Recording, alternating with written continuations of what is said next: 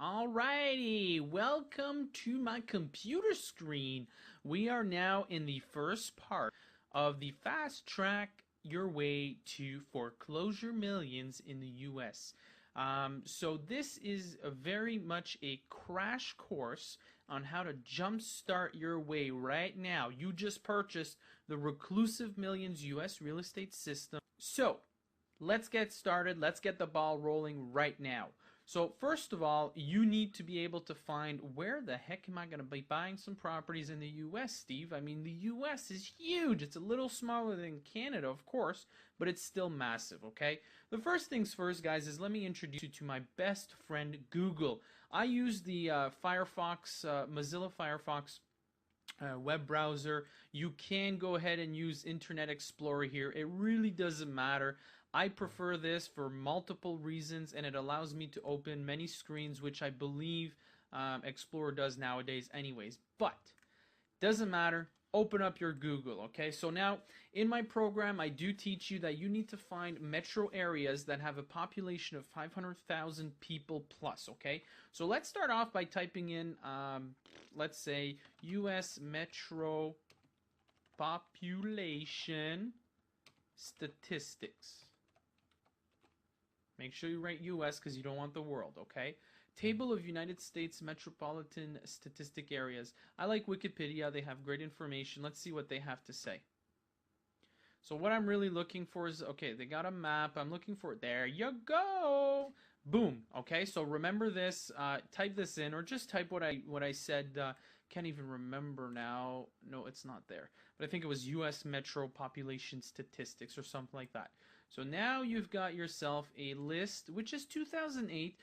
Census bureaus, whether in Canada, the US, or Mexico, or wherever, doesn't really matter, are usually done every 3 to 4 years or so, okay? So I think it's 4, really.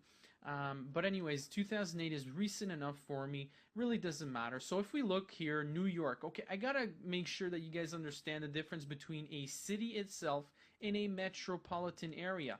Let's take Toronto, for example. Toronto has 150,000 people. But if you look at the greater Toronto area, which is really a metro, has like almost 6 million people because it includes Scarborough, it includes all the surrounding areas. When it comes to Ottawa, where I am, it's actually not really a metro. It's just the Ottawa area has a population of 1 million. But if you were to do some deep down searching, which it really doesn't exist, but Ottawa and Gatineau are literally stuck together, split by a river from 2 provinces, Ontario and Quebec. Well, if you were to do some digging, you'd find out that Ottawa actually has the Gatineau area, so you'd have to look at Gatineau, Ottawa. Anyways, just to give you an idea, we need to look at metropolitan areas and not just city statistics, okay? Very important. Because for me, at the end of the day, if I'm within the New York city, if I'm not within the city limits, but yet the metro has 19 million people in it, I'm happy with that, okay? So, we're looking for, the first things first is looking for areas that have 500,000 or 500,000 people plus in the metro area. So if we take a look, New York 19,000, LA 19 million, 12 million, Chicago 10 million, Dallas Fort Worth 6.3, Philadelphia 6, and we keep going down and down and down and down. And you see it's all in the millions here. In the millions still. Wow, still in, okay, 500 plus stops at, right here, Lancaster, Pennsylvania.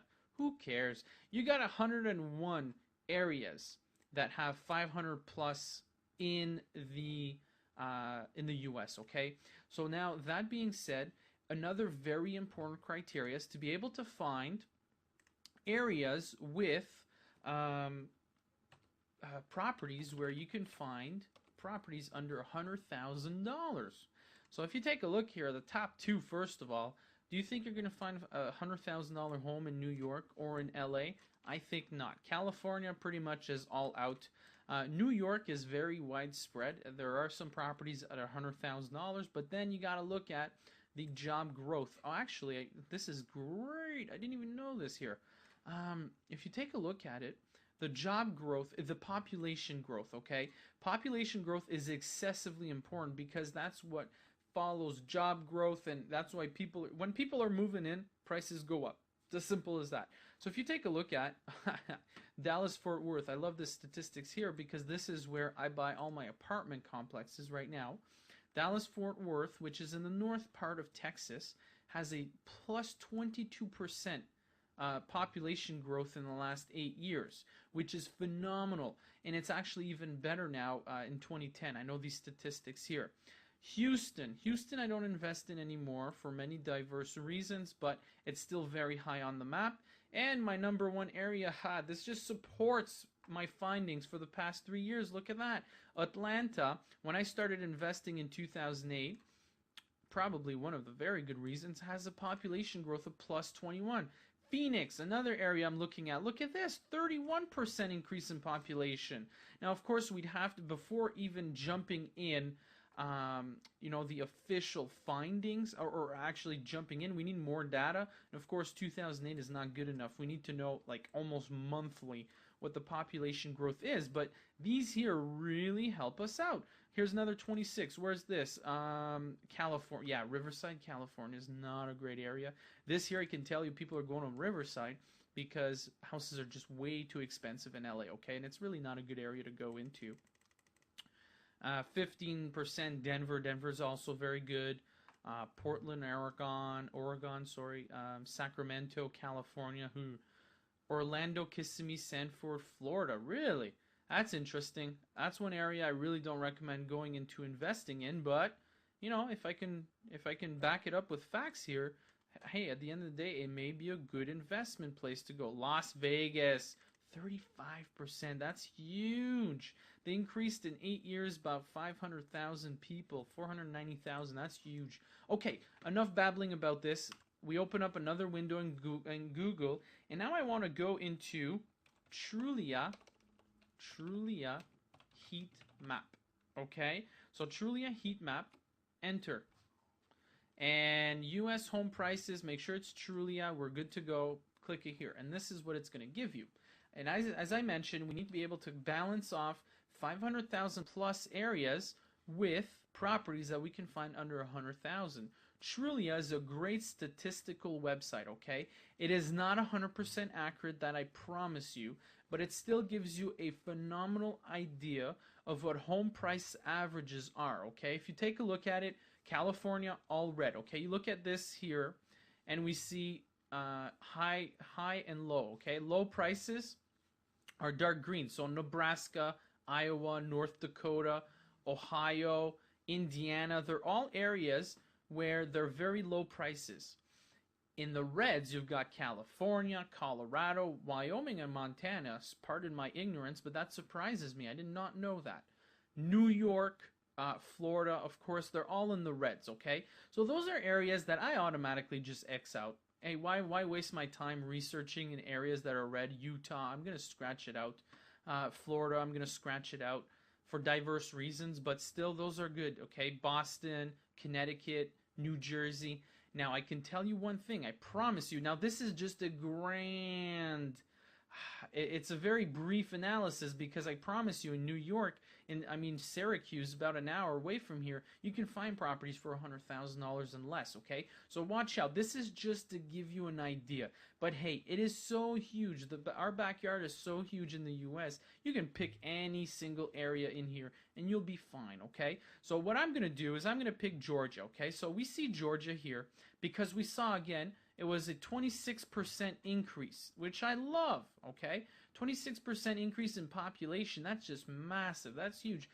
But 26% population growth is huge. People are moving in. They want to move in because they see job growth. They see opportunity. They see, there's a lot of things you got to take in consideration. So we're going to click on Georgia, and we're going to click on not homes for sale. Now, this is a good point. I don't want to point out homes for sale in this area.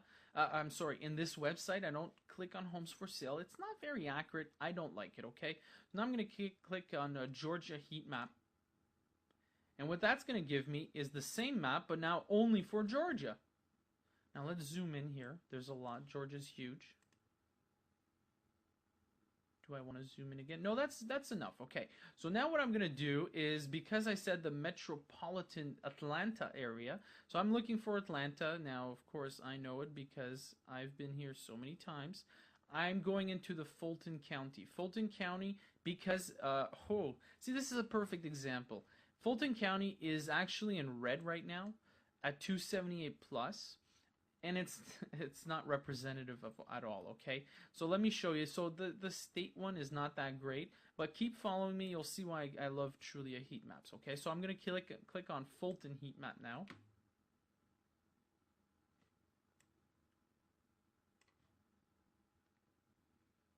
And now it gives me the whole Fulton County, okay, which is pretty much more than half of the Metro Atlanta area. Metro Atlanta is probably around here. It includes Marietta, it includes Decatur, it includes a lot, Cobb County, which is up here. So it includes all this. But one thing I want to point out now, it may not be 100%, the price range is fine, but look at the path of progress, okay? Now, if somebody was going to ask me, Steve, how do you determine the path of progress in a city? This is going to be downtown Atlanta, right? Downtown Atlanta's about, yeah, around here. Yeah, right here, okay? Look where the path of progress is moving. Is it going down or is it going up?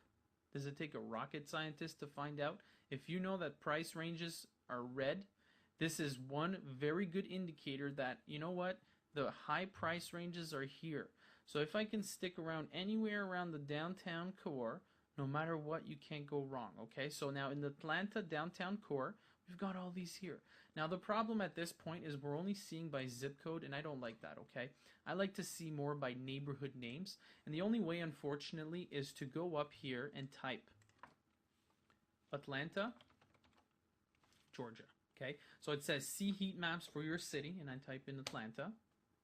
And you'll see why I'm doing this right now. This is the most accurate one that I use day in and day out, okay? So here, you can see at the top left, neighborhood and zip code. That's what I want to know, okay? I was in zip code 2 seconds ago. I don't even know why I just clicked it. But at least now, so this is actually the whole metro area, okay? Very important. So it's the same principle. The path of progress is going north, okay, in Atlanta. Northwest-ish, okay? So we want to be able to stick around those areas. There's no point going down here. There's no point going in these areas here. But look, this one here, 30318, is a great area I like to invest in.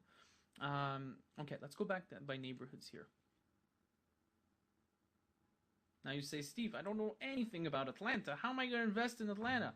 Well, look at this, okay? Again, you see path of progress is north, actually east also. Now it breaks it down in smaller chunks, so your price ranges become a lot more accurate. You can see here now, on the left legend, you see 99,000 and below, 99 to 124, 124 to 150. So it's really, really good.